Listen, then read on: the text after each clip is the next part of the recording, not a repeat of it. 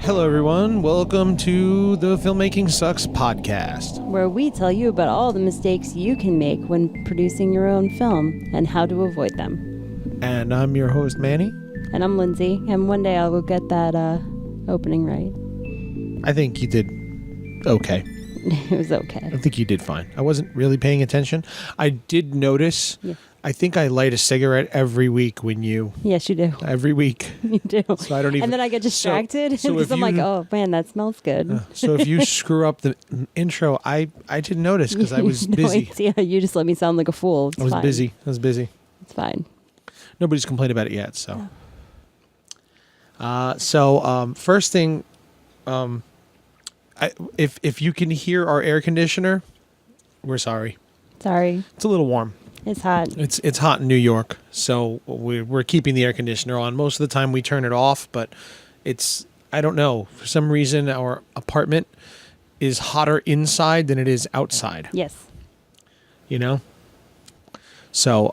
it could be the accumulation of stuff that we have, or the fact that our floors aren't finished, or... yeah. The house is just really old. Or the universe hates us. Yeah. Could just be that. So any of the above. So yeah, we apologize if you can hear the air conditioner. If you can't, then ignore this. Forget we said anything. That's just soothing white noise. Yeah, soothing white noise. Soothing white noise. Put you to sleep, relax you as you listen to us and our soothing voices. You can get pretty low. That was impressive. I can get pretty low from time to time. So, we have business. Business? I'm asking you. Yes, we have business. We have business. What is the business? We have screenings. There you go. We have screenings. Yeah. We are getting ready for the celebration of hashtag HBHP. HBHP. HBHP. Yes. It is now my new goal for every episode to come up with a new hashtag. Okay. So you got to come up with a new one for this week. I got to think on this. We'll think of something. We'll figure it out. Now that I said that, I'm not going to be able to think of anything. Nope. Screwed yourself. Screwed yourself. So this Friday in the NYC. In New York. HBHP. At the Lovecraft Bar in Manhattan is the celebration of 127th birthday of HP Lovecraft, the father of cosmic horror. Cosmic horror, woo! Yes, hashtag cosmic horror. No. Not clever enough? Nope. So, festivities start at 6 o'clock. It's 6 o'clock. It's $5 to get in. There's going to be horror readings and bands playing and movies playing and lots of people hanging out, drinking and eating because it's a bar and a restaurant as well. It's a restaurant too? It is a restaurant too, so we can eat. Yes, we can actually have food. Yeah, we'll be there. I believe Louis is coming too. Ooh. And surprise, surprise, Ray says he's coming. He didn't listen to this show. Come on. Chances of him, who knows? He says he's off and he says he's coming. So you get to know your friends, who comes out and supports and who doesn't, and you learn to smile gratefully. And yeah, we get other stuff from him. Yes, and you get other things from him that would be quite expensive otherwise. Yep. Music. Yeah. Yes, he's our composer. He's been our composer for a long time. Yep. He's done some great music. Yep. You have very little to say about it, don't you? But yeah, he says he's coming. Louis says he's coming. Louis Cortez, director of Good Day and co-director of Attack of the Brain People. Yeah, he says he's coming. If I know him, Chris will be attached to him at the hip. Angie thinks she might. Yeah. Katie says she might be coming. And we are screening Sleepless, The Au Pair, and Knock Knock. All three of them will be playing, along with a couple of other short films. I think the film started at 8. I'm not positive, but either way, come out at 6. We'll probably be there around 5 or so because we're going to be in the city already. Yep. By that point, we'll just get bored and say, all right, let's just go to the bar. So we're probably going to start around 5-ish. What? Sorry. The sticker on my mic stand was distracting me for a minute. I thought it was a cool sticker, but no, it's just, some lame sticker. That's that came on it. Gotten wet and peeled off. Yeah. Okay. So anyway, we have that this Friday at Lovecraft Bar in New York City.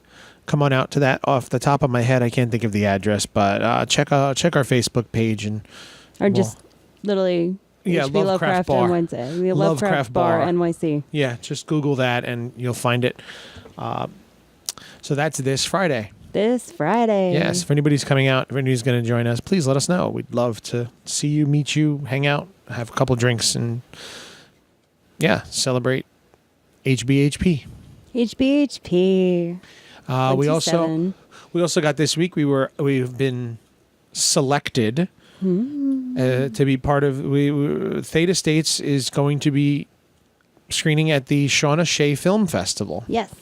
In the Shawnee Memorial Film Festival in Southbridge, Massachusetts. This is our New England premiere for Theta States. So fancy. Isn't that just some hoity-toity? A New England premiere. New England premiere. Yeah, pretty cool. That is, they haven't set the schedules yet, but the film festival itself is October 6th through the 8th. It's for Friday, October 6th through Sunday, October 8th. It is the same weekend as Comic-Con, which kind of sucks, but okay. We'll be at Comic-Con that Thursday on the 5th. We'll be there on Thursday. Star Talk Radio is going to be there. Radio. I'm excited about that. But yes, the Shawnee Film Festival was created by Skip Shea and the Shea family. Another very talented filmmaker that we met out in Boston Underground Film Festival. Yeah, when we were out there. Yeah, tell about the foundation. The foundation, Skip had a daughter named Shauna, who unfortunately passed away in a car accident when she was about 17 or 18. She was a filmmaker. She was just starting to make films, just like her father. And they started this foundation as a memorial to her. And the foundation takes its proceeds and they create a scholarship that helps a female filmmaker pursue their education in film. Yeah.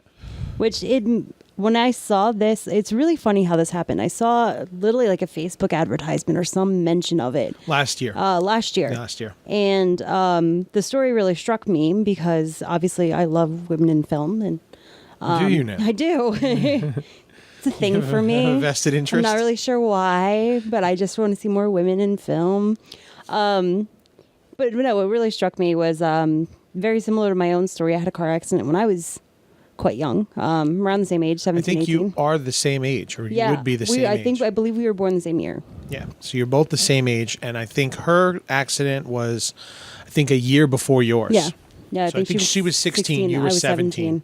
Yep, and I was in a pretty bad car accident. I got pretty beat up, and I have an awesome scar on my leg, and I lost a bunch of skin and muscle tissue on the side of the road. Mm-hmm. Really tough, really rough car accident, too. Yeah. Flipped over and everything. Skidded on the roof. It was really scary. I don't remember much, thank God, because the brain, amazing thing.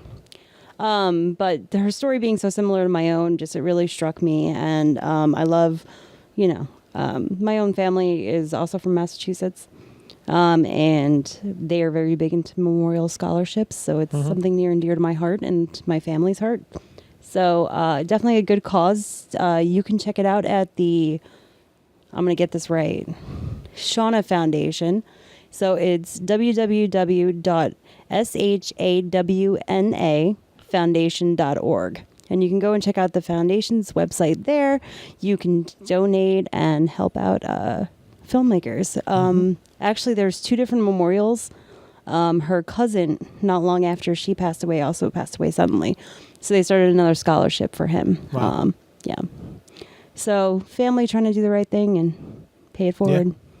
So check it out. Show some support and you can follow them on Facebook as well and Twitter, and they'll be announcing the film times. The lineup I don't think is on the website yet, but on the Facebook page they did post a bunch of the posters of the films that are playing, so there's a bunch of those already posted, including and you know ours. what, if we have any listeners in the New England area who will actually come out and support, let us know. I'll bring you a Blood Slaughter Massacre t-shirt. Wow. As long as, there you go. Look at that. As long as we have your size in inventory. Yeah, we're going to be there the whole weekend, so yes, any of our listeners who are there, why not? Anybody. We'll bring all of our Blood Slaughter Merch. Bring a bunch of our stuff some shot and glasses. posters and things. And you come out to the festival. If you're a listener of the show, come out to the festival. We will give you a bag o' swag. How about that? Bag o' swag. Let's do that. Let's up the ante. We'll give you a bag o' swag. You get a T-shirt and shot glass and a whole bunch of stuff. So, Cool yes, stuff. if you are in the New England, if you are in the New England area, come out to the Sean O'Shea Film Festival, October 6th, and get your MGP bag o' swag. There you go. Hashtag bag o' swag. No, because they're going to start asking for hashtag bag o' swag. We don't have money for postage, people. Well, part of the catch is you got to come to the festival. You got to come see us. If you come to New York City, or if you come to any of our film festival appearances, and you let us know beforehand, we will bring you. We're a not bag going to drag swag. it. We're not going to bring everything to Lovecraft because taking all this stuff into Manhattan is kind of a pain. Yeah. But if you come out to Lovecraft and you're a listener of the show and you're there this Friday, let us know. We will get it to you. If you're there, we'll bring it. We're not going to bring it. I'm not bringing. If you let us know, we'll bring it. Okay, if you let us know, we'll bring it. But if you just happen to be there, we're not just going to have it. I mean, most likely we may have a pin on our bodies, and we may take them off of our own bodies to give it to you, because that's the kind of commitment that we have. Sure, but yeah, if you just happen to be there and you haven't told us you're going to be there, but you are there anyway, we'll get you a bag of swag. Yep. One way, shape, or form. Yep. It'll happen. So, but Sean O'Shea, we will definitely have our stuff. We'll probably even have DVDs there too. DVDs. Yeah, who knows? I don't know if we're gonna have like filmmaker tables or anything there as well. I don't know yet. Well, we'll keep you guys up to date. Yes, yeah. I'm sure we'll have an episode or two between now and then. I'm sure we'll have one, maybe two. The way this has been going. I don't know. We've been keeping it pretty steady lately. Well, we're a day late, but it's all right. It's okay. It's all right. So anyway, yes, Lovecraft Bar this Friday, and Sean O'Shea October 6th through 8th in Southbridge, Massachusetts. It's from us. It's about 45 minutes or so before Boston. So if you're in that Boston area, come on out. Yep. And that's going to do it for us today. No. That's it. That's it, people. That's all you get. So what are we talking about today? Well, we started an interesting conversation that I thought we should continue on the air. All right. Are we on the air? Is this considered on the air? I don't know. It is now. On the air. So we were listening to an interview, and it was with a director, and the interviewer... No names. Sorry, no names. No names. No names. Listen. Yeah. Just listen. Keep it anonymous. Anonymous. So yes, we were listening to an interview about a director and their film. No, we were listening to the director be interviewed. Well, and the interviewer was asking questions about some of their choice of shots that they had, the shots that they had chosen to put in the film, and if they had any significance.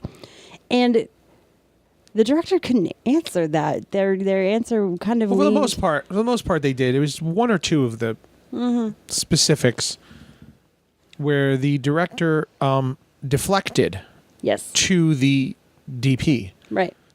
And said, well, you're going to have to ask the DP as to their reason for the choice.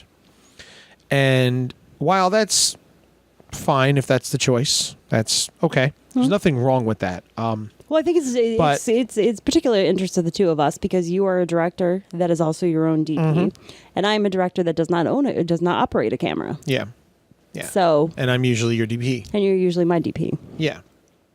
So it was interesting to hear a director say, "I don't know." Yeah. That is really where it was. To hear a director say, "I don't know." Yeah. Struck me as, huh?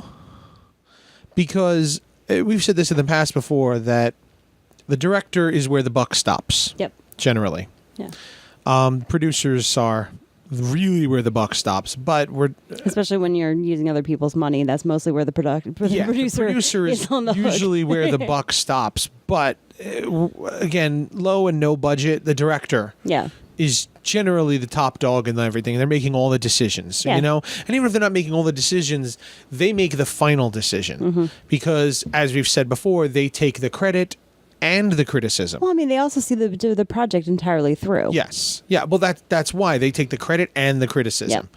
So especially when it comes to a short film. Yeah. Feature films, let's get this out of the way.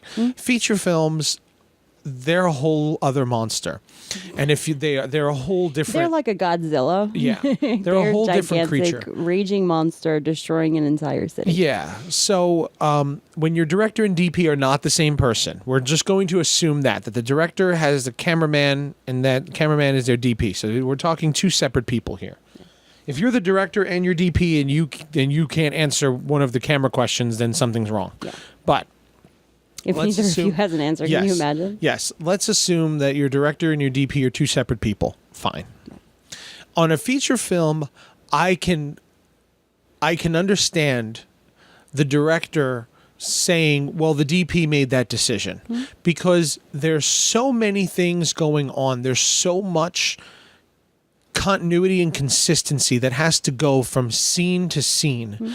When you're shooting something, not only do you have to get the shot right, you have to know what the next shot is going to be. And what the previous shot was. And what the previous shot was, so that they line up properly and they match. You can't just throw your camera anywhere and put shots next to each other. Okay? There's something where, like, the audience's line of sight, I guess you would call it. I know that there is a term to call it, but I can't think of it right now. But your audience's equilibrium of sorts can be thrown off very easily. Yeah. And you have to know which shot, how the shots are going to connect. They have to match. So I can understand in a feature film a director saying, well, the DP made that decision.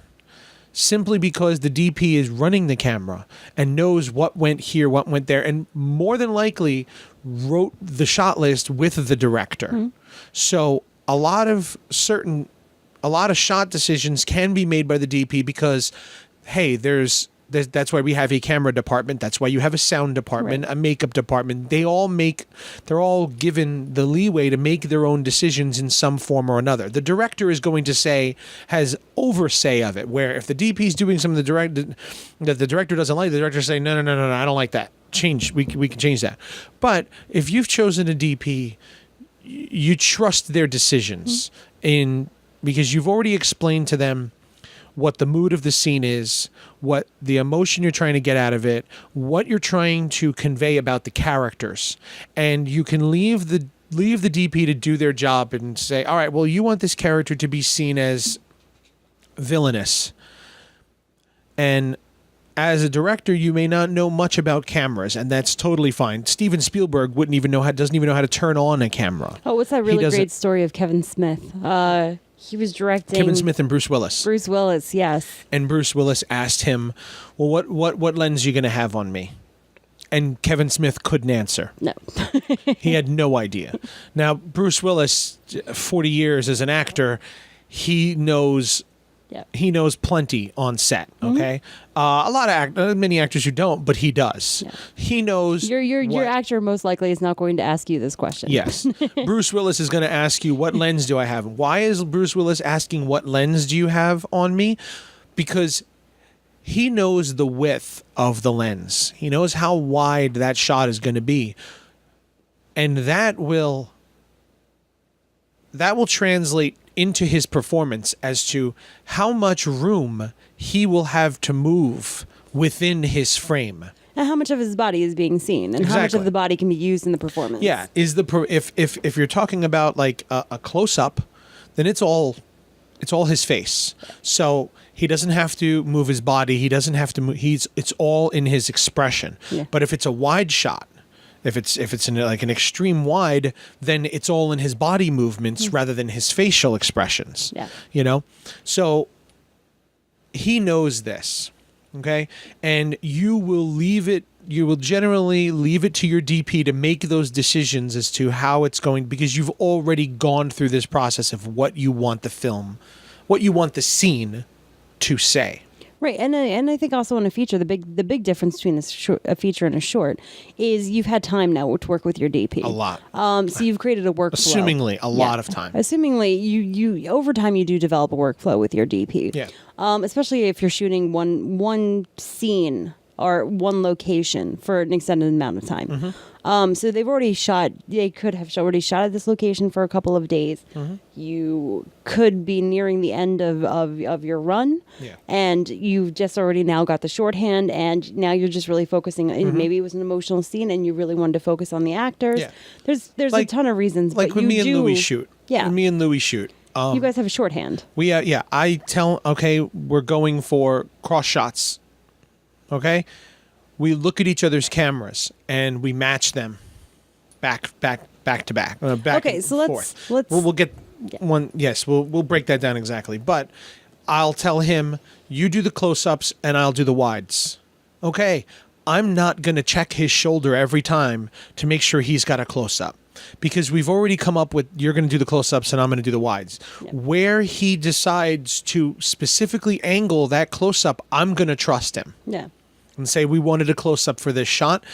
I'm going to trust him and his eye to look at that close-up and decide the exact angle to give it the best look for what we're going for. Right. Okay. So, like, for example, if you're in the middle of a conversation, I just want to be this clear. I know it's kind of I'm playing the dummy layman here.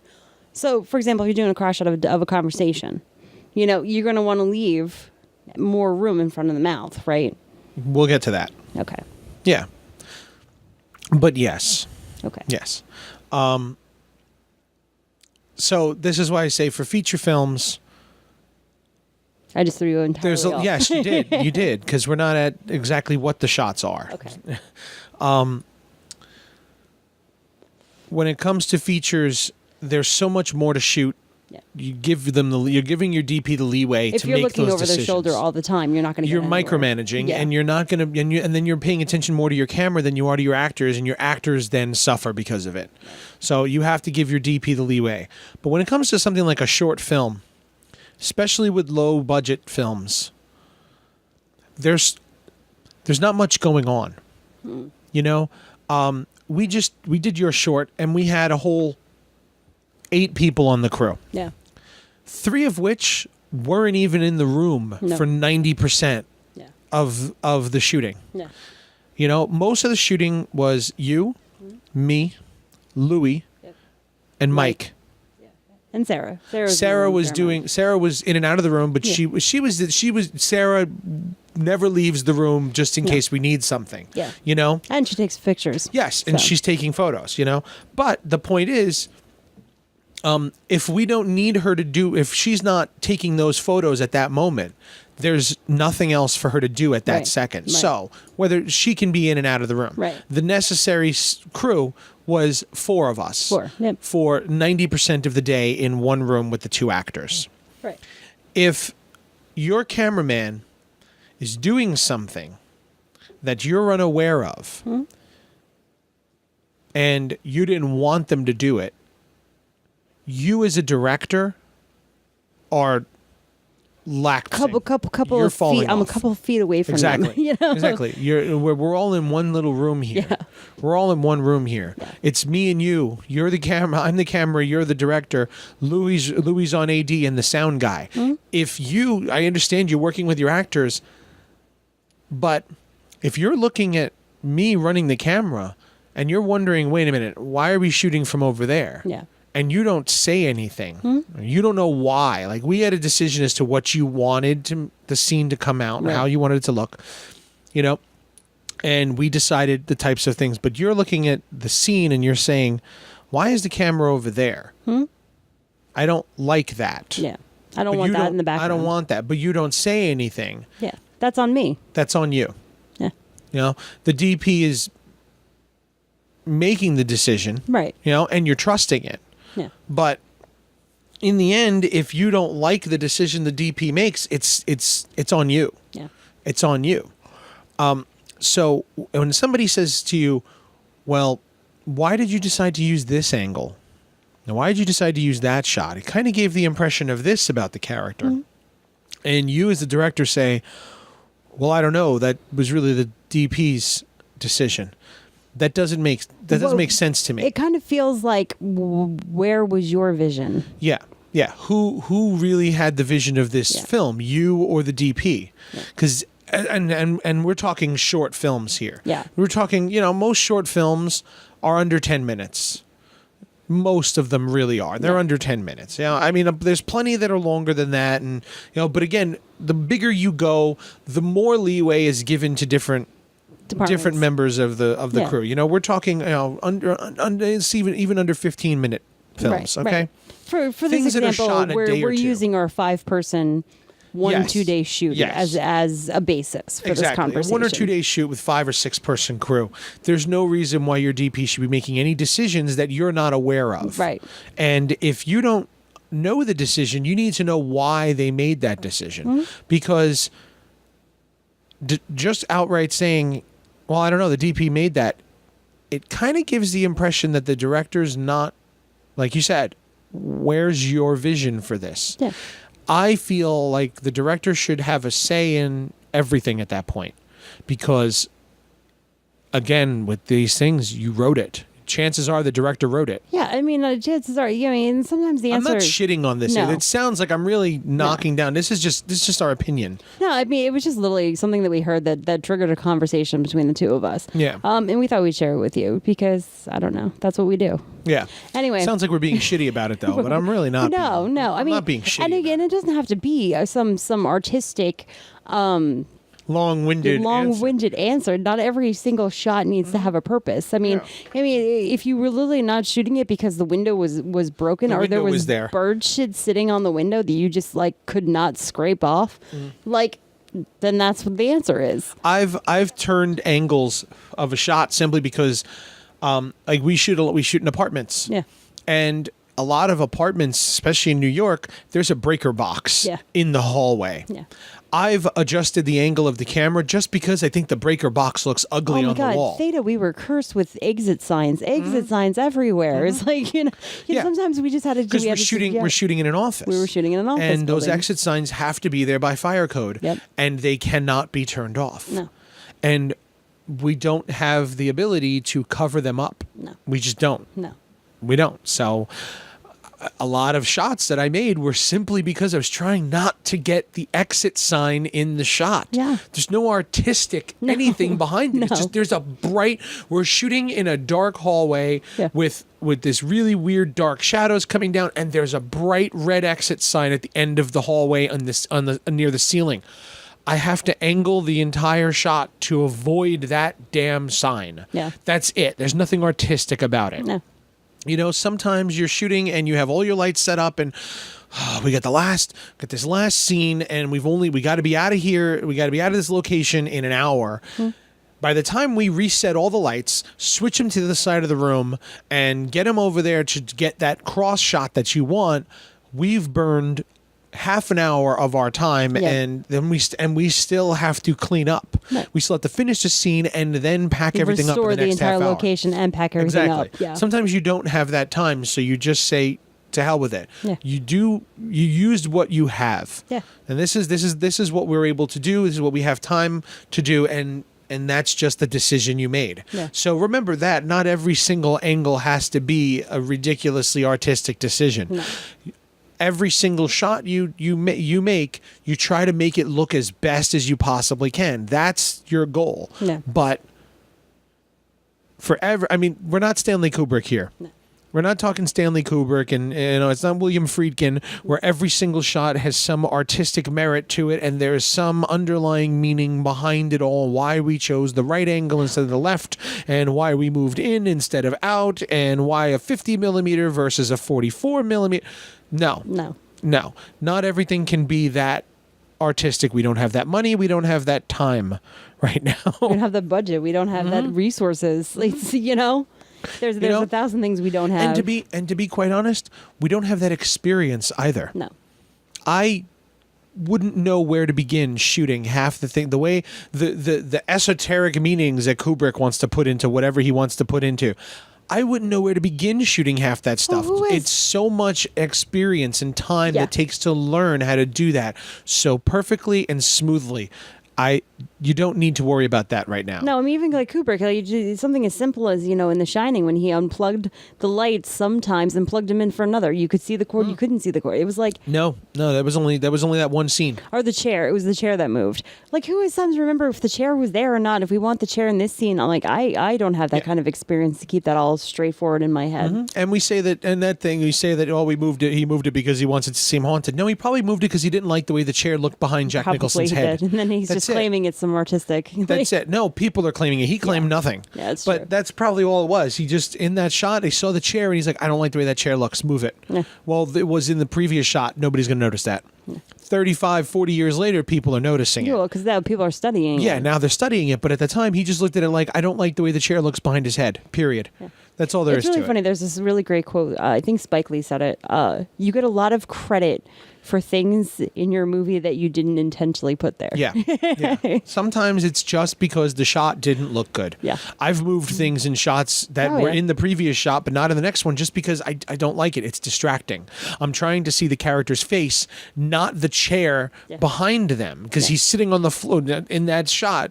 Jack Nicholson is sitting on the floor, and from that angle, if the chair were there, it would look like his head were sitting in the chair. Right. And he probably just, no, I don't like it. I'd rather have the white wall behind him so that this way his face is centered and framed properly by that white wall rather than having this brown chair around him with his, I think, brown sweater. Yeah.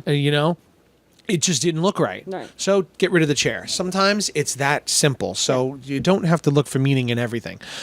So let's move forward then. Yeah. As a director...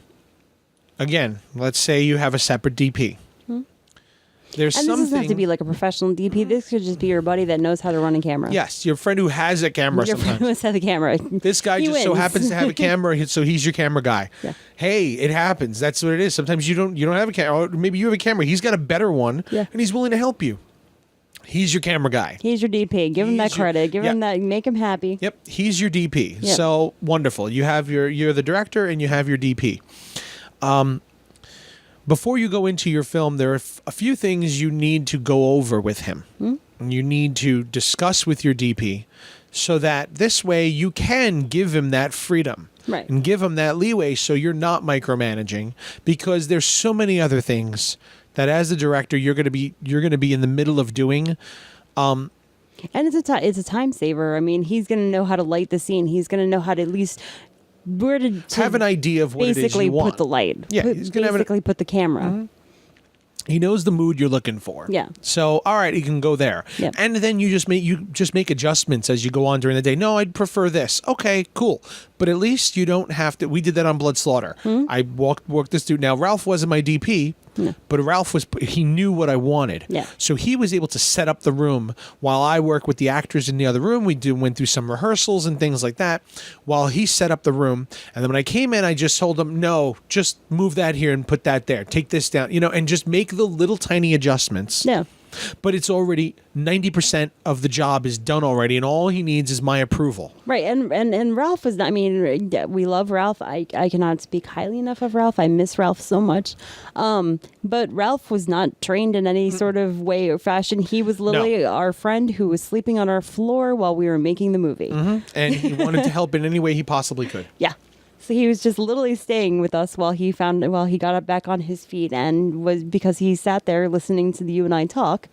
He was on the same page as the two of us were. Yep. Every night when you got home from work, we'd sit down, have our little talk about production meeting, what I worked on during the day, and what I need you to work on, because we've worked opposing schedules for a long time. Yeah. Where you would get home, and then a couple hours later, I would leave for work. Yeah. So we'd have our little meeting there. And what I need when I leave, here's what I need you to handle, and this is what I've been doing during the day, and this is what Ralph's been doing during the day.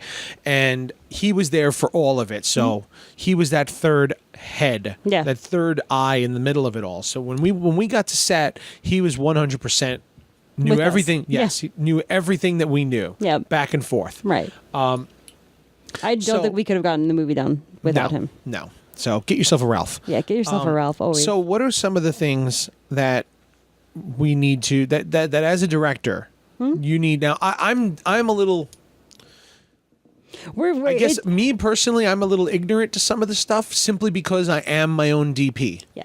So a lot of it's already in my head. So there's not like, I don't have to make a You're list. You're a very visual person. So you already have a lot of your visuals without even having to put the legwork in. Yeah. And a lot of the time, like we said, a lot of the time the director wrote the script. When I wrote the script, I had certain angles already in mind. Yeah. So just looking at, I walk into the scene and I can't see any other way of shooting it than the way I pictured it a year ago when I wrote it. Right. It's there already. Which is why you benefit from having a second camera, because they pick up things you didn't think of. Exactly. Yes. Louis has gotten plenty of shots that I never thought of that looked phenomenal. Right. In the end, it's like, wow.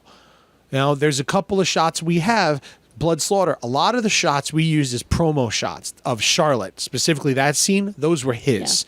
Because I didn't see them. I had it he made it so Halloween, and you so did not have it like that. No, I had it totally differently. Yeah. But his shots shaped the way the scene went in the edit, because he had those 2 or 3 key shots that just nailed it. Yeah. You know, and it's not that it's the mood that I wanted, but like we said, when it comes to the director's got so many other things he's worried about, sometimes you just miss it. So having that second camera helps me a lot. Yeah. Especially because he knew what I wanted. He knew what we were going for. And we developed this with Louis as well. We developed it with him from the beginning. So he had that same thought. But when we got to set, with Louis for what, almost 10 years? Yeah. but when we got to set, the point was that he could focus on nothing but the camera. Right. He was able to do nothing but worry about getting the right shot. Nah. And I told him, I want medium here, I want close up there, I want this there. And I was able to give him the ability to just freeform and say, here, get it. What's amazing about Louis, I know, I can't believe I just said that either. But he has this encyclopedic, he has an encyclopedia of shots from horror movies in his brain. Yeah. And he can literally sit there and look at a scene and literally go through. We both do, and I say that to him. Yeah. When we shoot sometimes. Yeah. We both have that visual. Yeah. That visual file cabinet in our head of certain shots. And I'll tell him, when we did Theta, well, what is this scene going to look like? The end of Nightmare on Elm Street 3. Yeah. And he got it. Yep. He knew. I didn't have to explain any more than that. He knew exactly what we were going for. And when I gave it to the CG guy, he knew what we were going for. All of it. All right, Nightmare on Elm Street 3 here. This scene, we want the Halloween shot of Jamie Lee Curtis on the stairs. Gotcha. This one over here, we want Slumber Party Massacre when she opens the fridge. Right. Got it. This is pieces. Yeah. Yeah. We knew between me and Louis, we have that shorthand where we remember those certain shots in movies, and I can tell him, remember that shot? Yeah, that's what we're going for. Right. And we work towards it that way. Now, I don't give him a specific for every single shot. But if somebody were to say to me, hey, why did you decide to do it that way? Well, honestly, we were going for this, and I have a reason. Or, well, the light was in the way. I had to shoot. Yeah. The light was in the way, and we didn't have time. It was 2:30 in the morning. We had been shooting for 10 hours straight, and it was either moving the light or moving myself. Yeah, it was either spending the next 10 minutes and moving. Yeah, it was either spend 10 minutes, move the light, and try to find a spot where it's still where the shadows still match with the light on the other side, or move the damn camera. Right. We'll move the camera. Right. Move the camera 4 inches to the left. Yeah. You know.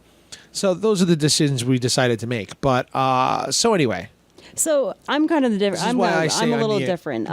Yeah. I went to film school. I mean, when I say film school, it's not that I went to like New York Film Academy. I went to a college that had a film program, and I have a bachelor's in media arts. That just sounds like I'm bragging. Wow. Anyway, so I took. Special. I'm so special. I'm a PR professional. So I actually took a cinematography class as part of my, whatever. And part of that class was, it's so film school. It's so film school. I'm sure you remember this. The horrible graphs that they made me create. Yep. My professor made us create these graphs where it was creating the visual journey of your film. Yeah.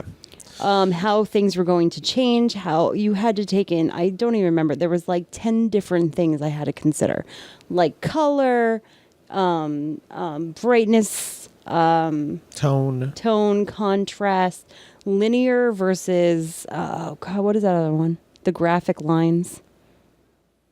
linear versus non-linear. It wasn't non-linear, dynamic or something. They had a fancy. And film it's not school linear. term for You're it. thinking of. I don't remember. Anyway, there's a ton of them, but I literally had to like look at my film from 10 different perspectives and figure out how the visuals were going to change throughout the scene, throughout the film itself. Yeah. When you watch films, colors change as your main character changes. I don't do it so much that way. I color code scenes, and that's how I do it personally. Right. And some filmmakers do. I prefer to color code the scenes rather than the movie Which as I a think whole. it makes a lot more sense, and I think it's a lot more seamless for the viewer. Yeah. And I think it's a lot more It's the Inception visual. thing. Yeah. Yeah, it's the just much Inception more thing. visible. Every layer in Inception, every dream layer that they had in Inception, one had rain, one had snow, one was inside a building, and every layer was themed, had a different, so that made it easier for the viewer to separate which level of the dream we were watching at that moment, as the movement of the scenes got slower and slower. We started with, we had them in a plane, and the airplane is moving at 3,000 miles an hour. Then the next level is rain, and it's fast falling rain, but it's not 3,000 miles an hour. Right. Rain. Then it's cars, and you're in a car. The rain in the car. Yeah. Then we go into the hotel, which is kind of the neutral, the area that they wanted to be. Right. That's where they had to stop. And this is where they were going to do the Inception. And then they were actually walking in a neutral whatever. Yeah. So this is where they had to stop. But then they realized they had to go to yet another layer, and they ended up in snow, which falls slower. Yeah. So every layer of the film, the environment moved slower and slower around them in order to visually cue the audience to how much time and the speed at which the dream is moving now, comparative to reality. Right. So, I mean, oh God, it sounds so pretentious and film schoolish. But I think, now looking back, I understand why my professor tortured us with these horrible graphs. And it wasn't, he wasn't grading us on our line chart abilities. But it really was, these are the things that you have to take into account. These are the things that you have to know when you're going into a film, either as a cinematographer or as a director. Yeah. And it was helping us create that language and help forcing us to look at the film like that. Yeah. So you don't have to do line graphs. You don't have to do that stuff. I mean, there's basic things, your colors, if you have dreams versus reality, if you, day versus night, scenes that are darker in tone. In Blood Slaughter, we had a lot of warm tones. The scenes where the Ripper was taking control were much cooler. Yeah. The whole movie is very warm, except for the Ripper's scenes, which are much cooler. Right. The babysitter scene is a perfect example. It's very warm. It's very soft focus until he shows up, and you find him. The first time you see him in the scene, he's at the back of a hallway, and there's a blue light hitting him. Yeah. And then we cut. Which is like a foreign element in the warm. Yes. He's invading. Yeah. Their reality, and then we cut to outside the building to see him through the window. Yeah. And it's very so dark. And it's very dark. Yeah. And we still have warm colors outside because the streetlights in New York are were very orange colored. So everything outside looked very orange looking at the building.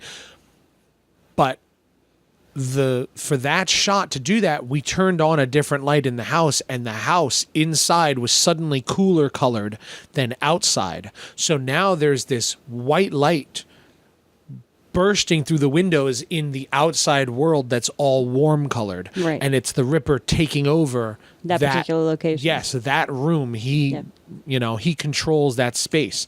And when you get to the end of the movie, the entire last 10 or 15 minutes of the movie is lit in totally blue light because he cuts out the power of the house, and from the point that the power turns off until the very end of the movie, the entire film is lit with blue and white lights, Right. because he's in complete control of what's going on. And even in the end, when we get the surviving scene, they go outside and it's the daytime. It's now daytime. They step out of the house and it's daytime, but it's not very warm daytime either. It's very neutral daytime. I didn't go cool. I didn't go warm. And you know, there's a reason for that when you actually see the ending of it. But it's a very neutral daytime color. It didn't go warm or cold. Yeah. Just right in the middle, because that's what I wanted it to look like. Right. And that's how I color coded the film. Whenever the Ripper's in charge, whenever he's controlling, it goes blue or it goes cool to blue. And whenever the characters think they're in charge and they're running this, when he's not influencing the moment, it's very warm colors. Right. Theta States, we went with green. I went with a lot of green for Danny's world. The nightmares are all blue. And whenever the demon is in control or something, it goes cool and it goes blue. Yeah. That just seems to be Your palette. my personal palette. We had green in some scenes, blue in a lot of others. We stick to a lot of blue and oranges. Yeah. I liked green for I wanted to go green for Theta. I remember going green for Theta. I think we went green once we get to the doctor's office. Before that, it was kind of even orange. his wardrobe, almost all of his wardrobe had some element of green or earth tone to it. And I mean, this is it sounds very complicated and sounds very like I don't even know how to make that decision. You just make the decision. Yeah. It's your world, you create it. Yeah, it's how you want it to feel. But understand that certain colors create certain feelings within your audience. You know, blue is going to give you either a nighttime feel or a technology feel.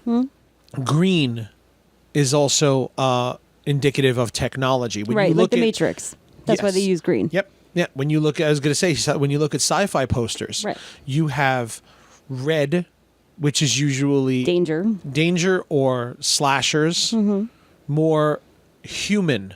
More human danger is red. Yeah. And of course, blood and danger. Yeah. Supernatural is usually blue. Technology is red. Is green. Green. We went blue and green for the movie because it's technology and supernatural. Right. There's not much red used through the film, with the exception of Erin's bright red hair. And the exit signs. Yeah. But Erin had this really bright, her hair was really bright red. Right. You know? And honestly, we used it as, I liked the fact that her hair was bright red. We dressed her in black and red, too. Like subconsciously kind of telling everybody, watch out. It's kind of, there is an element of danger within her. Yeah. And the doctor's office is where this movies went. It was where this movie started to turn green, and all of his nightmares were blue. Yeah. So we have the technology, we have the supernatural in the blue and the green, and we have the danger in the red. Yep. And there are a couple of points where red will pop up in the film, and they are key moments that will tell you that the character is probably not paying attention to the warning signs. Yeah. And I mean, literal signs sometimes. So, I mean, and it's weird. I mean, this is not something that you do so that people will actually point out and be like, oh, hey, I noticed you read a lot. Most of the time people aren't going to notice it. They're not going to notice it at all. This is more, it's using... The more we make films and the more I kind of spend in the world of filmmaking and art and creativity, you know, the idea of a hive mind where, you know, we do have a visual shorthand that we as a society, we as a species understand. And it's like, yes, red, stop, danger, you know, and using those cues and building your world upon that world really saves you a lot of time, energy, and effort. You know, there are clear ways, and I mean, study color theory, study... It's subliminal. Yes. The colors are very subliminal, and it triggers a certain emotion within your audience, and that's what you're trying to do. You're not trying to get them to say, hey, man, that was really clever that they did that. Because 99% of the time, they're not going to notice it. It's people like I don't know about you so much, but me, I like to dissect films, and I like to find those those things in it, those little subtle subliminal clues. Yeah. Like the use of red in American Beauty. You know, the different colors and themes within Kubrick's movies and Darren Aronofsky. Oh my God. Really great way to find this information out is literally listening to the commentaries on DVD. Yes. We do that almost all the time. We're actually currently in the middle of the Leprechaun films, and with the new box set, you can watch the film, and then each film has its own behind the scenes, like a little featurette on it where they kind of talk about whatever. The making of. Yeah. So you get a lot of information from there, and it really helps you kind of get into the mind of another filmmaker and start to shape your mind to think in the same way. So, and I know it sounds like super overwhelming, and it's really not. I mean, just start with simple. I mean, if you have to focus on colors for your first ones, just focus on colors. Yeah. Learn what colors do and do not work. Yeah. I don't even think you focus on it for your first ones because it's something you learn over time. Yeah. You know, there's plenty of there's a couple of spots in Blood Slaughter where the colors don't actually that's not exactly the same palette because some scenes I didn't do it right. Yeah, you're free. Didn't do it right. Your first one, don't even just get it done. Yeah. We've talked about that. Just get it done. With Blood Slaughter. Your second one, your third one, your fourth one. Yeah, with Blood Slaughter, I had some things I wanted to do, and sometimes a lot of the scenes we got it done that way, and other scenes we just didn't. It was like, just shoot the damn thing, you know, because there's too many other things going on for me to focus on what color this light is right now. Because sometimes, your recorder will start to overheat and then die in the middle of a shoot day, and then all of your plans for that day are now compromised because your producer has to run out to Best Buy and get a new one. So these things happen. So definitely color is one thing to talk about. Speeds we've kind of talked about. Speeds? I don't know. What do you mean speeds? I was going on your Inception. Oh, yeah. Well, it was just a reference. Okay, that's where I was going with that. The speed of your edits. Mm-hmm. You're going to shoot a heavy dialogue scene differently than you're going to shoot a montage. Mm-hmm. So if you're literally just gonna, if you're planning on just doing a super quick cut, that's one thing to tell your DP because then he's gonna shoot in an entirely different way. Yeah. We've actually had a couple of times that we've, there was one scene once on another project where I was told that it was going to be a montage. Yep. It was going to be a montage of a preparation montage, and I saw it a certain way in my head. And I said, okay, well, we're going to do this, and it's going to be a lot of quick cuts, boom, boom, boom, boom, boom. We'll cut back and forth. Like, think of Commando when Arnold Schwarzenegger is putting on all the guns and everything, and lots of zip, zip, zip, zip, zip, lots of little sound effects and quick cuts and back and forth to him clicking the gun and zipping the zipper and, attaching the thing and pulling up his boots and whoop with the laces. And, the hat goes on, the jacket comes on, the smear goes across the face. Right. And, and that's how I saw it. And I shot it that way. Now, this was a very hectic set. So I was upstairs shooting that while there was something else being shot elsewhere. Right. So I was running B crew, basically. Right. I was B cam while the director was downstairs. I believe he was with Louis at the time. That was me. Was it you? Yeah, shooting another scene downstairs. Louis was downstairs. Yes. We were upstairs. Yep. Yeah.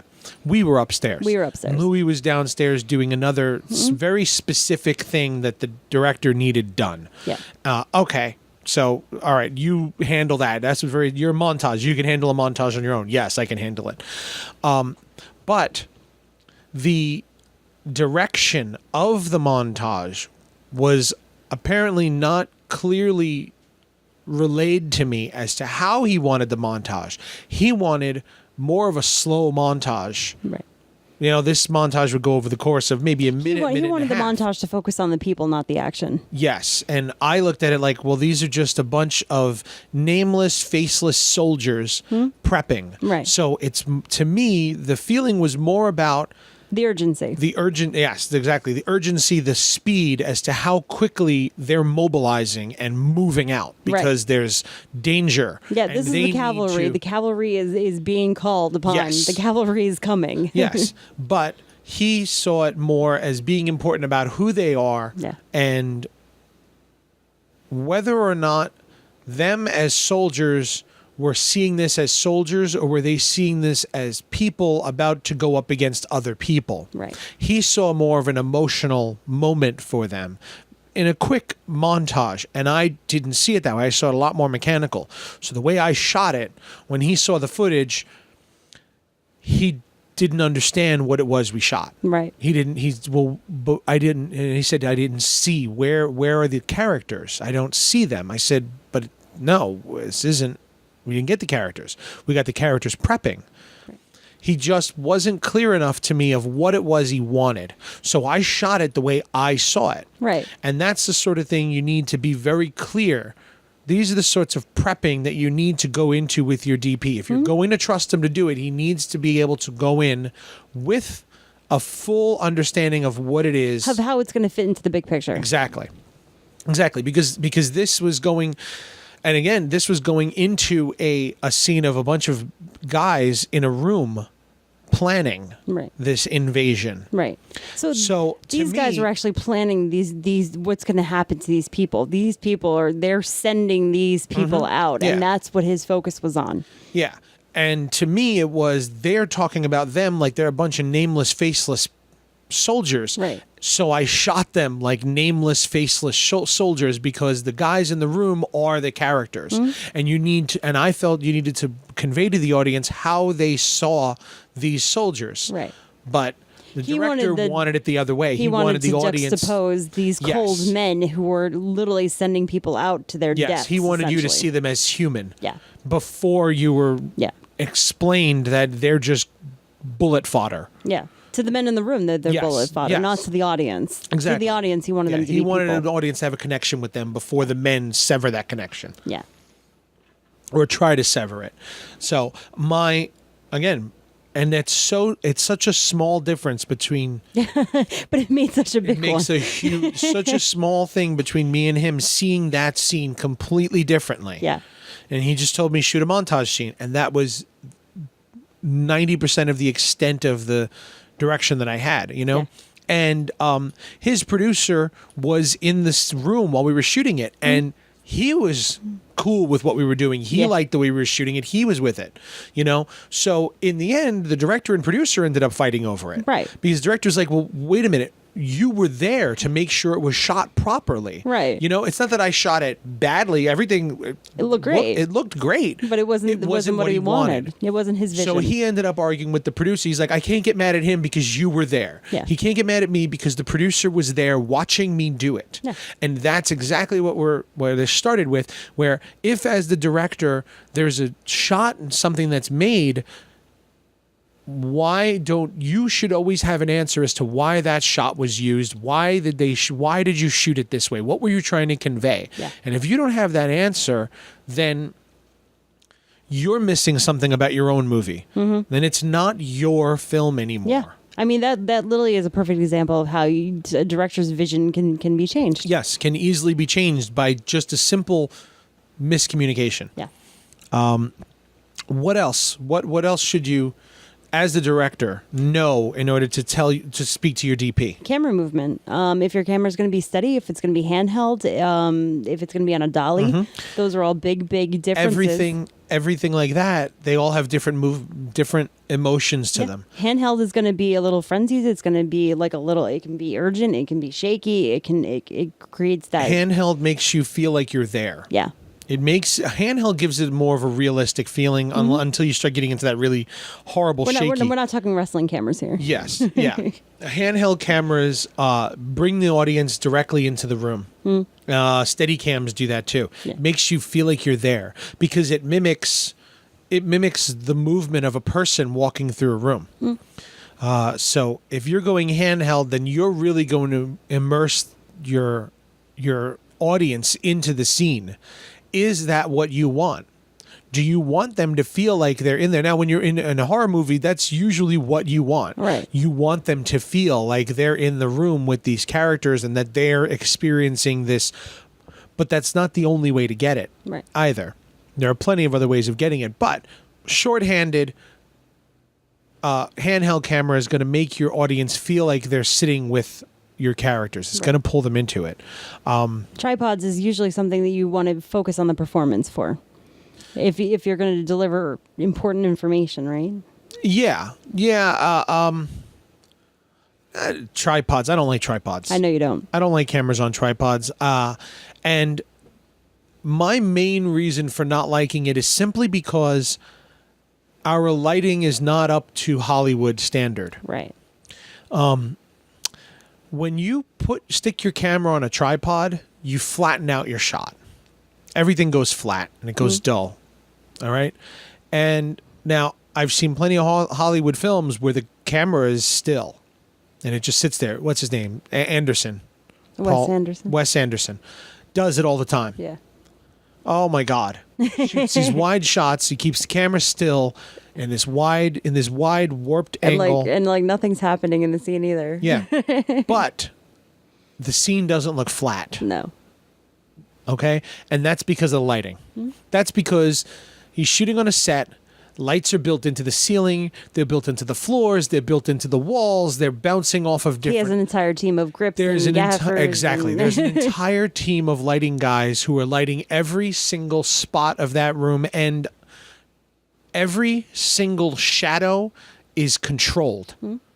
Okay? And especially when you're going to do something like that where the camera is dead still, every step and movement of those actors is choreographed to go to a specific spot, so that, because if that actor takes a little half a step too far, he may end with a shadow across his face. Right. So everything is very specific movements, very highly choreographed.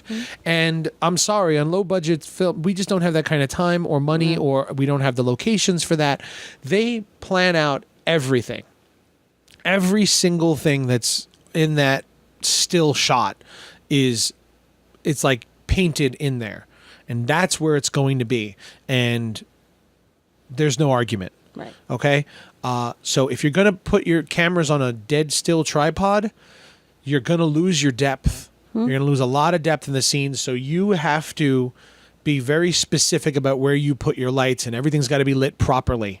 Everything in the background's got to make sense. Yes, your actor's key light has to be able to follow them without casting a moving shadow on the wall behind them. The eye will automatically go to the moving.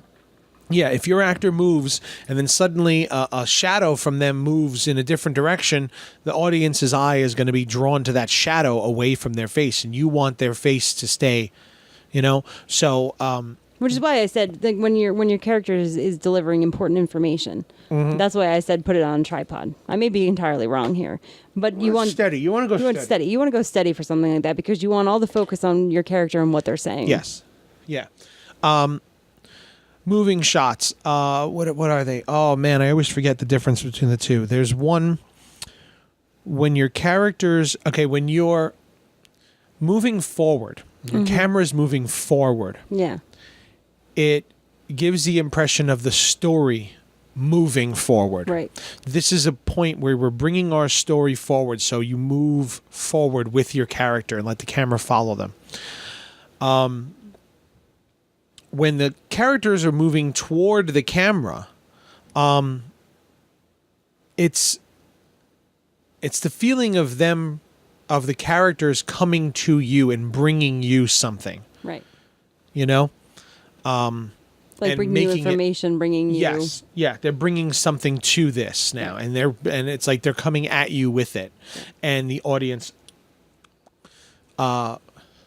is now walking along with your characters, learning along with them. But when you're walking behind them and they're walking forward, you're following the characters. Right. So you're discovering it based on what they're saying, rather than them discovering it and telling you what they've discovered. Okay?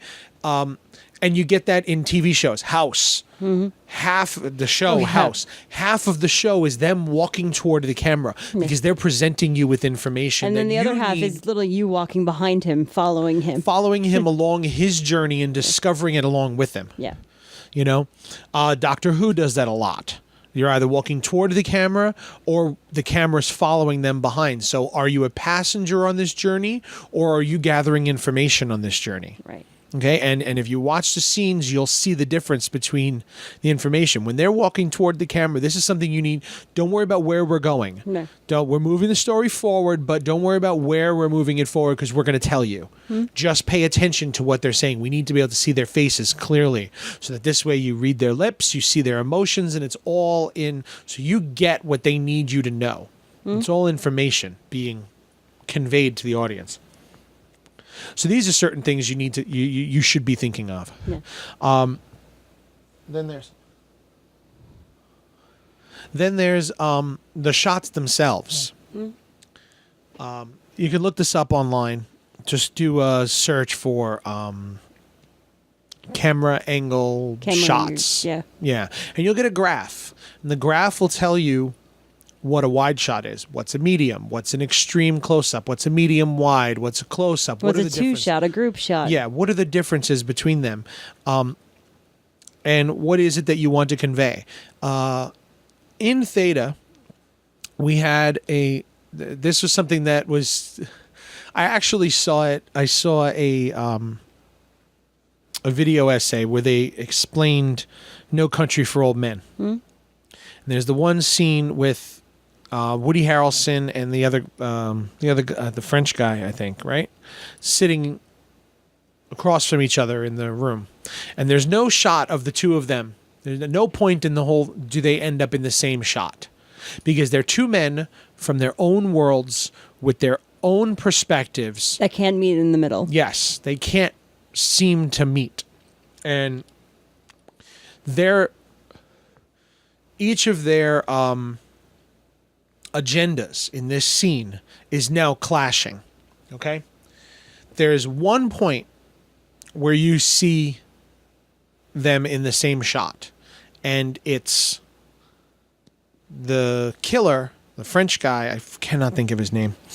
French guy, his shoulder moves into this close shot. It was a medium close shot of Woody Harrelson, and his shoulder kind of moves into the shot, and it gave the impression of him taking over Woody Harrelson's world.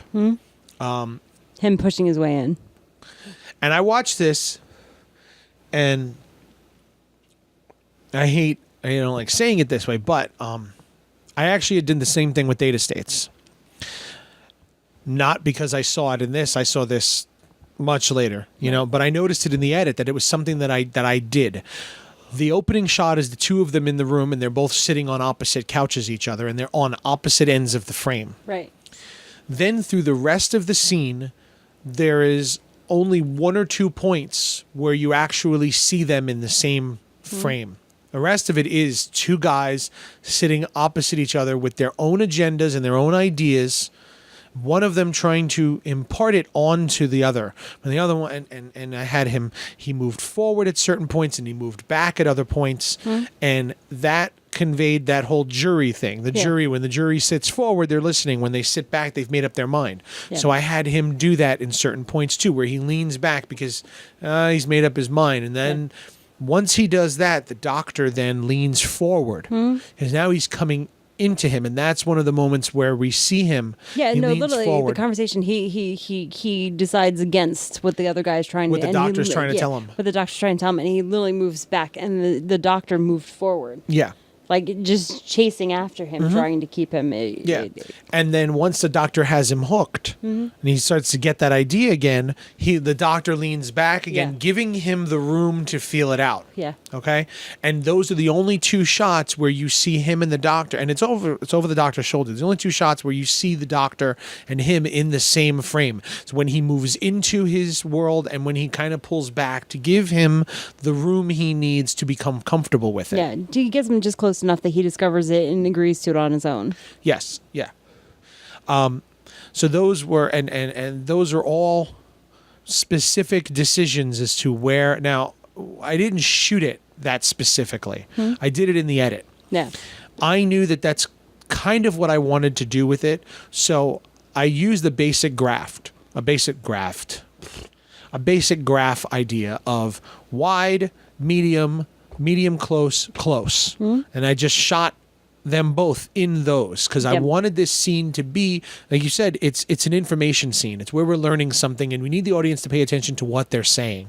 So I didn't want to get all abstract and weird with the shots because then the shots become distracting to what's actually happening in the scene. The scene is all about them and what they're saying and their conversations. So It's all about the decision that's going to be made from this conversation. yeah. So I kept the shots very simple and basic. So this way you're not distracted. Right. And we did it again in the end with another with two more information scenes. Kept it very, very basic. Because I don't want the audience distracted. Looking at, oh man, that's a really cool light. Oh, look what they did over here. Look, I want you to forget about the camera work for a while and just realize you're sitting here with these characters and you need to pay attention to what they're saying. Yeah, and just sit with them. Yeah, just sit here and listen. Yeah. Because if you miss this, then the next half hour of the film isn't going to make any sense. Right.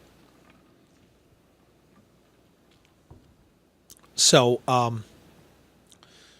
so I kept the filming of those scenes very, very simple, and it shows when you look at it. Suddenly, it slows down at that moment, and you slow down with it. What else we have? Oh no, go ahead. Well, the other thing is the big thing that they teach you in film school, which I know drives you crazy. In film school, they teach you the way to shoot a scene is wide, medium, then close up. Yeah. Doesn't drive me crazy. I just don't agree with it. Yeah. I don't agree with it at this level. Yeah, you shoot your wide shot. You shoot and they call it the master shot. You shoot the wide shot, which is all of the action of the scene in one master wide shot. Right. And then you move closer. As you go through the course of your day shooting your scene, you get closer to your actors. Right, and that's in order to study what the actors are actually doing, and then you can drill into the things that you need. Yes. That's the theory of that one, that version. I tend to do the opposite. And that's mainly because The caliber and the experience of our the actors. caliber and experience of a lot of the actors we have. Some of them are very good. Some of them are very green. Yeah. And good example also, same scene in Theta States.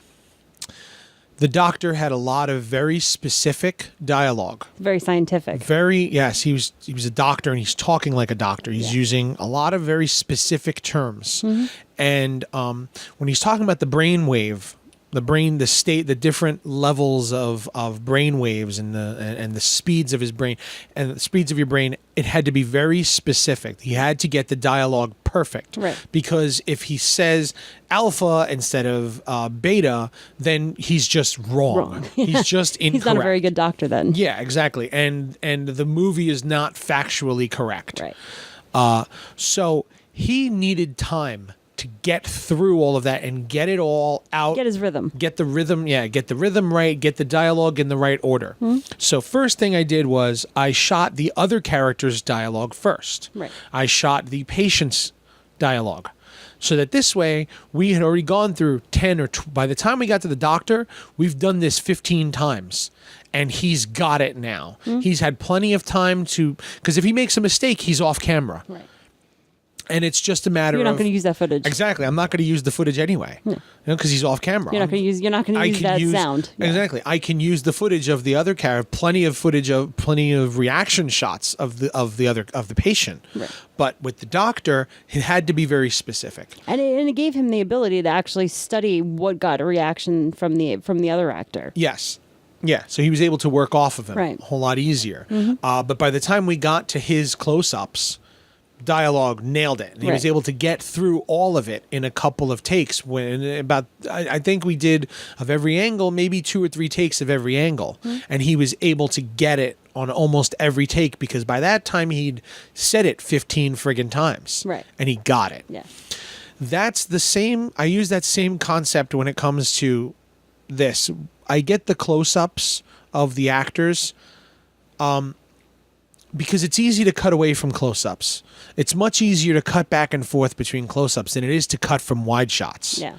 Because the truth is, I like wide shots. I like 2 shots. I like being able to see a lot happen in the scene. So you want them further developed. Exactly. I'd rather have wide shot be absolutely perfect performance that we've been Be playing the one this take scene. wonder. Yeah. We've been doing this scene. We've been shooting the scene for an hour now.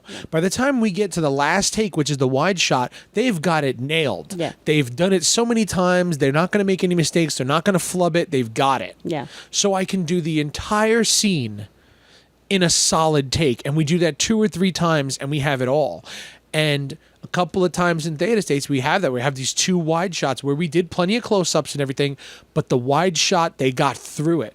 They got through a 2-minute scene in one solid take, and the dynamic was good, and their timing was perfect, and they nailed it. They knew everything because you had already seen the scene so many times, you already had your movements, your camera movements figured out. Yeah, so I was able So it was to one beautiful dance. Exactly. I was able to move with them in the shot a little bit. We knew what they were going to do. Everything was planned. The sound person was on point to follow them properly. They knew the timing. They knew the beats. They knew the speed.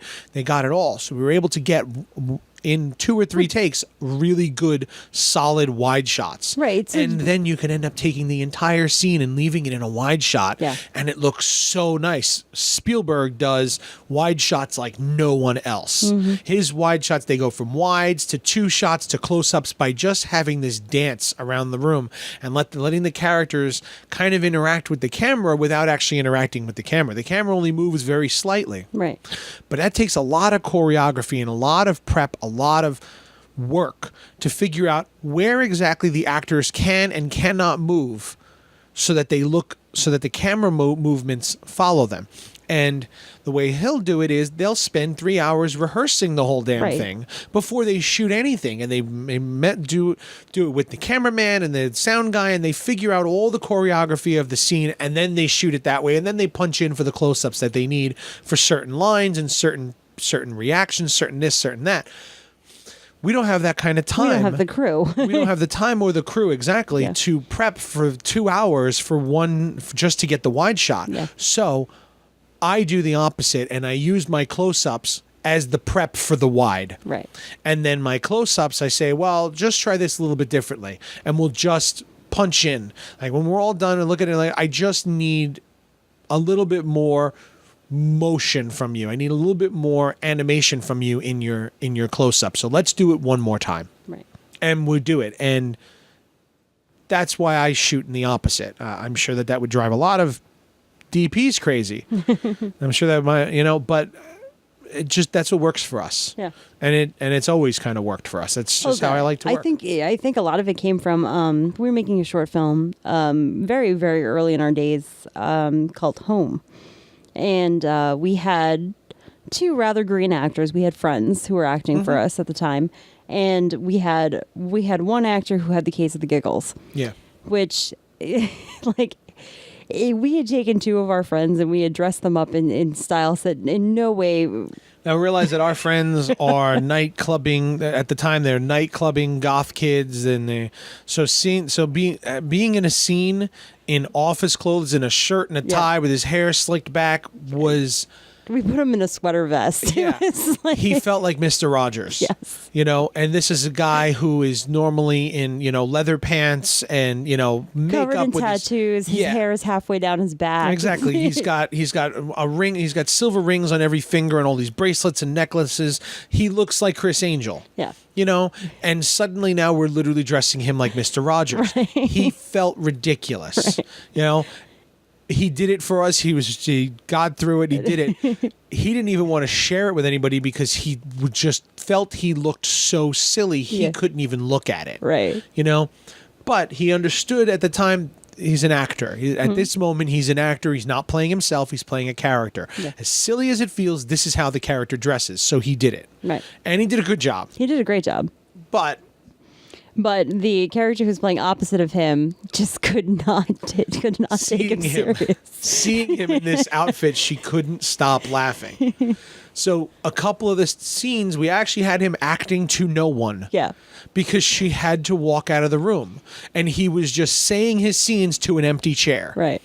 And then when we did her shots, we stepped him away. Yeah. So she just said the lines. Right. And by the time we got to the both of them enough times where they got over it. They got we were able to do the wide shots then of the two of them. Well, I was thinking about the other moment when we had a guy who was playing opposite him, and we were shooting on the train stations of New York City, which of course we have no permits for, so we're shooting in guerrilla style. And he had the case of the giggles, and he just could not stop laughing. So I had been taking a directing class at the time. I was in school, and I came up with the idea of, you know what, because we were trying to get a 2-shot. So true. Just seeing him in the clothes was just so funny. I know, I'm still laughing like inside from it. So we were trying to shoot a 2-shot, and the other guy was in the background, and the guy who was dressed up as Mr. Rogers was in the foreground. We had them profiled sitting next to each other. And so he kept laughing, and it was finally getting frustrating at this point. So I had learned one of the tricks in my directing class was sometimes you just have to move the camera and put pressure on your actor. Yeah. So actually putting the camera close up and doing his close up, now he knows he's on point. Like this is his moment. And the laughing went away. It went away because he suddenly had the pressure of the camera. So then we shot it that way, and then once we got that done, we were able to pull back. And I think a lot of that formed how we shoot, because I think it was a big moment for us to understand the power of the camera, pressure that it puts on you. Yeah. Suddenly you straighten up, and there's no laughing, there's no giggling. Like this is my moment. Yeah, you're on. Screw this up. I can't screw this up. This is my moment. Yeah. You know? And a lot of actors will say that, am I on camera or am I not? Yeah. And that'll dictate what they're going to do and how they're going to perform it. You know, always have your actors, even if they're not on camera, always have them there to run the lines.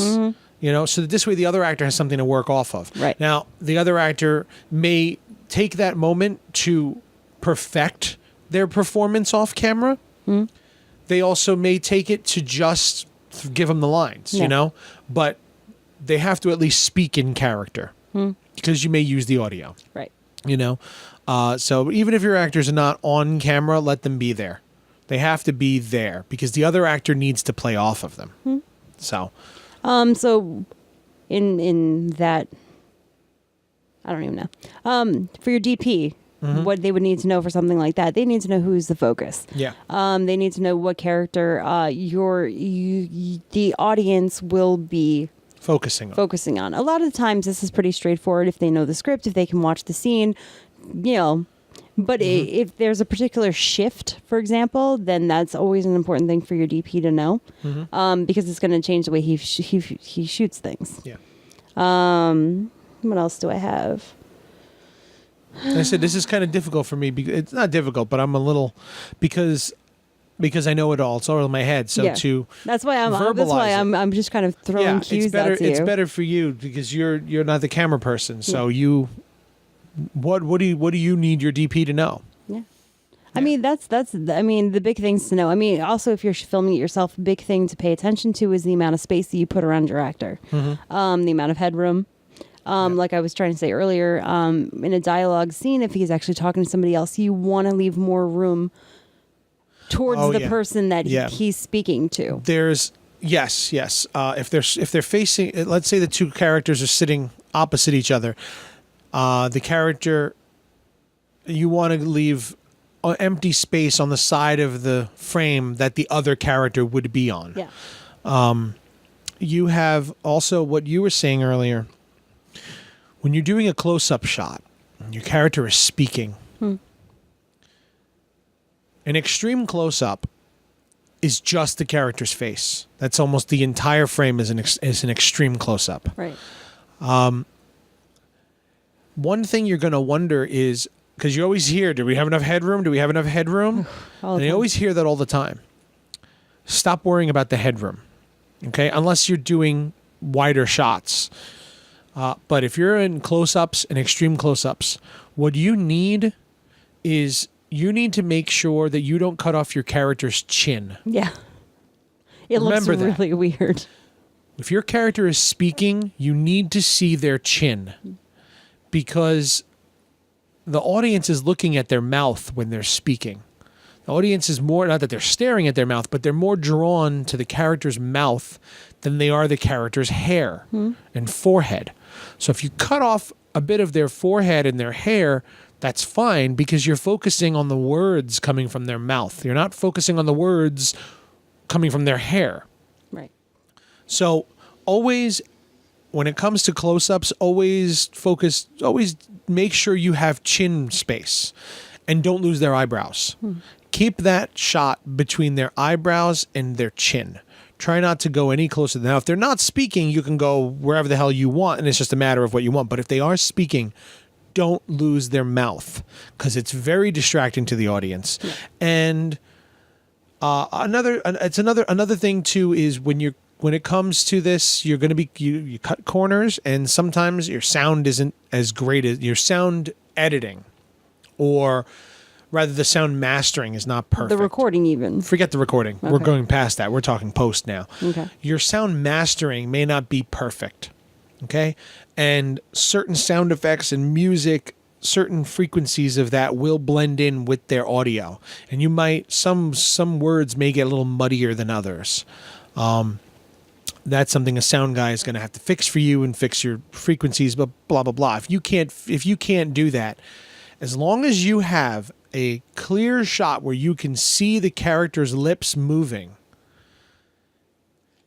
that sound becomes visual to your audience, and they're able to understand the character better because they can see their lips moving. Right. They're reading their lips while hearing the words coming out. So even if the sound is a little muddy, they can still hear it because they see the lips. Right. They see the chin, and and their brain fills in the hole that the muddied frequency is creating. Right. Their brain fills it in. So that's always a little trick to keep their mouth and chin focused.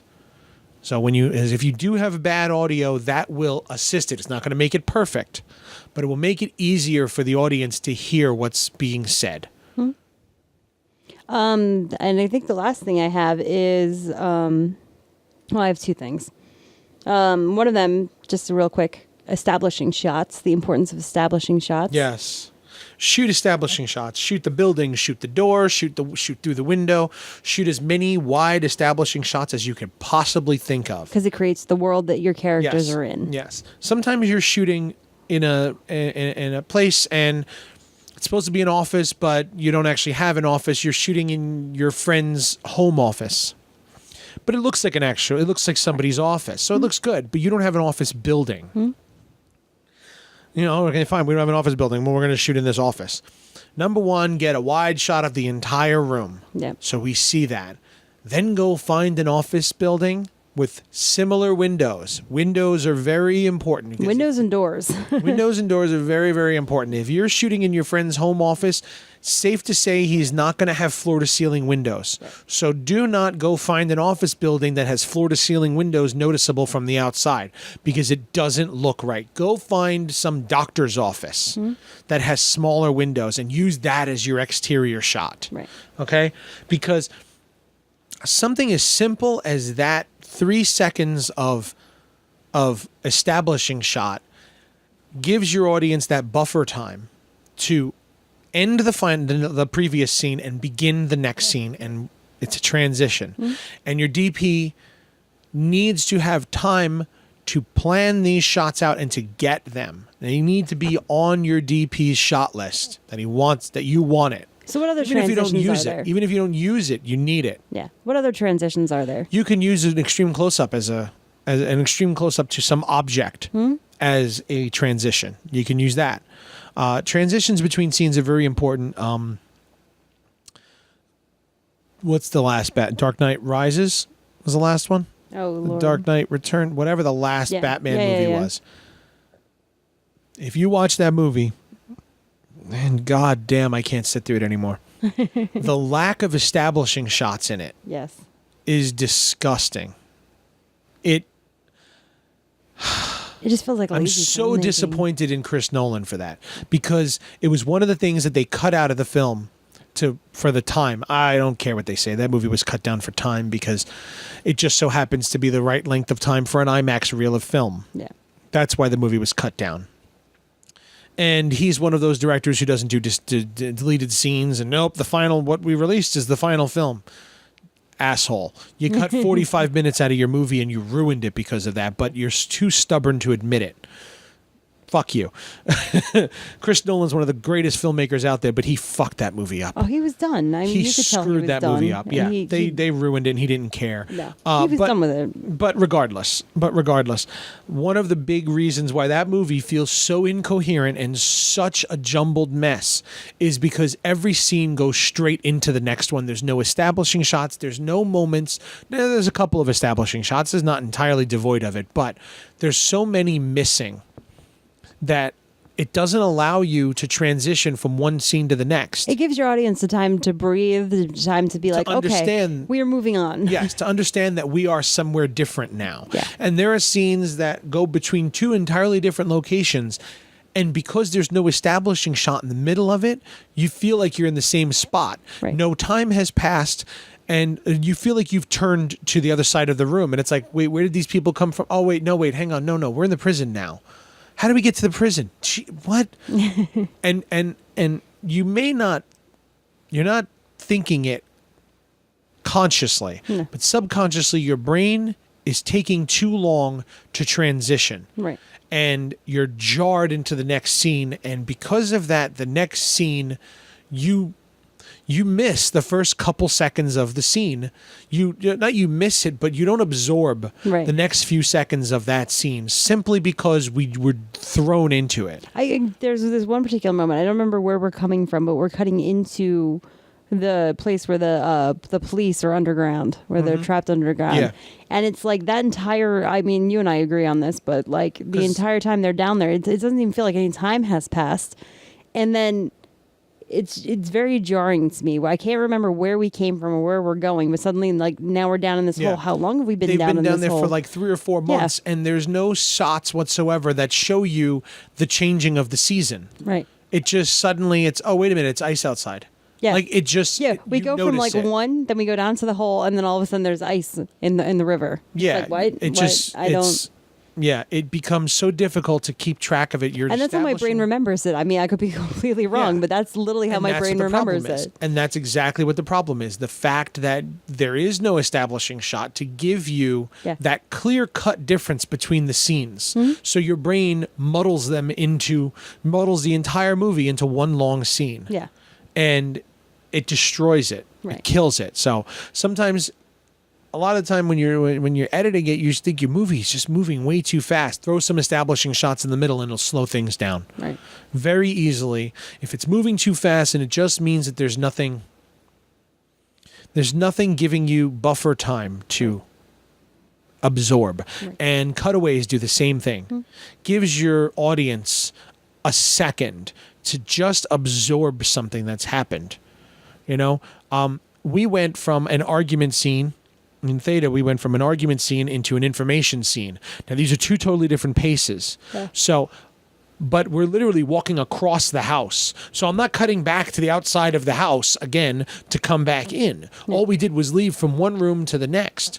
What I did was I went from her walking out of the shot. The next shot started on a close-up of the keyboard. Mm-hmm. Now we're sitting in front of a computer. Right. And that switches from the intimacy of an argument in a bedroom to information, keyboard. Right. It instantly tells you this is an informational scene. You need to pay attention. Yes. In all of 1 second, your brain shifted from the emotional argument scene to information. Mm-hmm. Now we're going to tell you something you need to pay attention to. We just gave you the mood. We told you the mood you have to walk into. Now your brain is moving into that motion, into that emotion of the scene, and you're already there.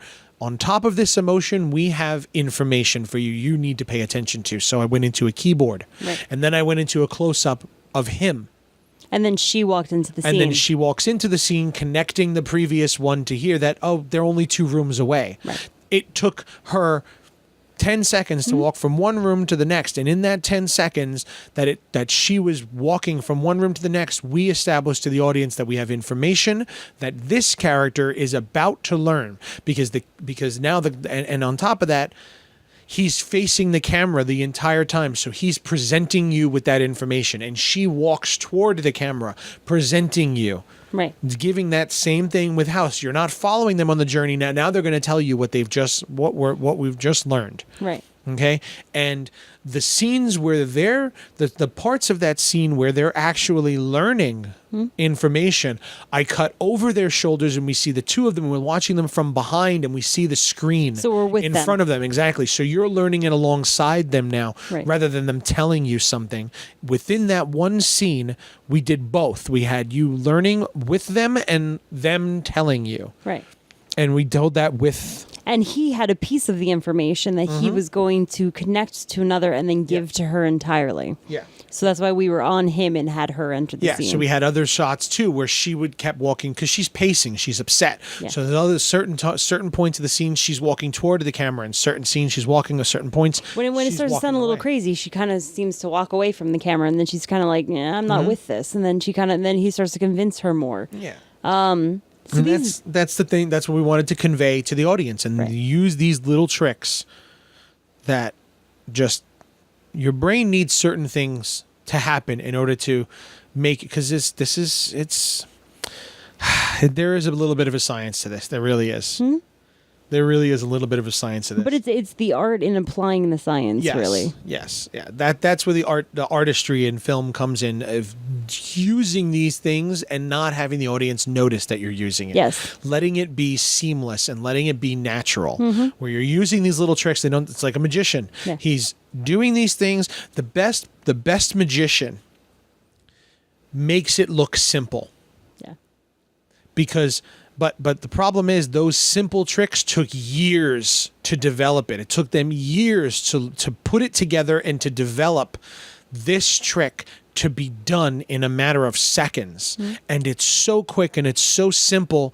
There's no thought involved. You're just like, oh my God, that was amazing. Yeah. And that's what the best magic tricks are. They look so simple. And that's where the artistry in directing and filming Misdirecting. and misdirecting in film comes in making it seamless and simple and perfect, so that the audience doesn't realize those tricks you're using to tell them certain things and cue them to other things. It's advertising is the same way. The best advertisements have subliminal things in there that give you certain impressions. Yeah. That make you think a certain thing, that make you feel a certain way. Like and that's what a the movie biggest does. thing that I'll never forget is the Wendy's thing. If you look inside her little collar of her shirt, it says "Mom." Yeah. Her bow, the bow of her shirt says "Mom." Yeah. You'd never notice it, but once you see it, you never unsee it. Never unsee it. But it's always giving you that. And then what is their classic American hamburgers? Yeah. Classic American burgers. Yeah. Like Mom would make. Yeah. That's what Wendy's is, the homemade feel, and it's in the logo telling you "Mom." Mom. So you subliminally see it. Yeah. Amazon's logo, A to Z with the smile. Yep. And there's an arrow pointing everything from A to Z. FedEx has the arrow pointing, the direction. So film is the same way. You have to learn these little things, and you cannot do it if you don't have a clear line of communication with your DP. Right. And if your DP is making decisions in your film that you're unaware of, it's going to compromise the vision. It's going to compromise the vision of the film. It's very easy to, as we already spoke And about. I'm not throwing DPs under the bus here. They're allowed to do this, but the fact is, the director needs to be able to explain that DP's decision. And you don't even have to tell your DP in all these terms that we're using. No. If you can tell your DP that at this point, this character internally is going to become a villain. Yeah. He's going to turn This face. is the point where he turns heel. Turns heel. There you go. This is a heel turn. Yeah. Got you. Gotcha. Your GP So now when should someone know how to says- film this already. Yeah, exactly. So now when someone says to you, well, why did you choose those shots? Because he's turning to a villain and I wanted that. And this captures that. Yeah. This is the moment where he sees that eyebrow raise. Why did you decide to do that? Because he's thinking this at that moment. And that's what you need to be able to say that. Right. If the DP made the decision, fine. You need to know why the DP made the decision, Yeah. though. Yeah. I said, I'm not trying to say like, hey, throw the DP on the bus. He can't do anything himself. Of course, he absolutely can. And you're bringing him on because he already has some sort of understanding, hopefully, of all of these visual cues. Yes, and as the director, you need to know why your DP made those decisions. Right. Because in the end, it is on you. It's on you. Yeah. So I think we're good. I think we're good. I think we're done. I'm exhausted. So come on out to Lovecraft Bar on Friday. And Friday we'll be there at 6 o'clock, Lovecraft Bar NYC. And come check out some of our short films and some of the other stuff and celebrate HBHP. I didn't think of a hashtag. No, you didn't. Oh, well. See? Challenge fail. Challenge fail. And put on your calendars the Shauna Shea Film Festival in Southbridge, Massachusetts, October 6th through 8th. Come out, see Theta States. Theta States in its New England premiere, along with a bunch of other, lots of other short films and feature films of the artistic variety. Were you just staring at me? I'm trying to think of a hashtag. Oh, Jesus. Well, you got about 20 seconds. Oh, man. Follow us on Facebook and Twitter. On Facebook, you find us at Filmmaking Sucks and Massgrave Pictures. Follow the film Theta States. Follow us on Twitter. We are Massgrave and Massgravette and Theta_States as well. Follow those 3 accounts. Instagram, we are MGP Director and Massgravette.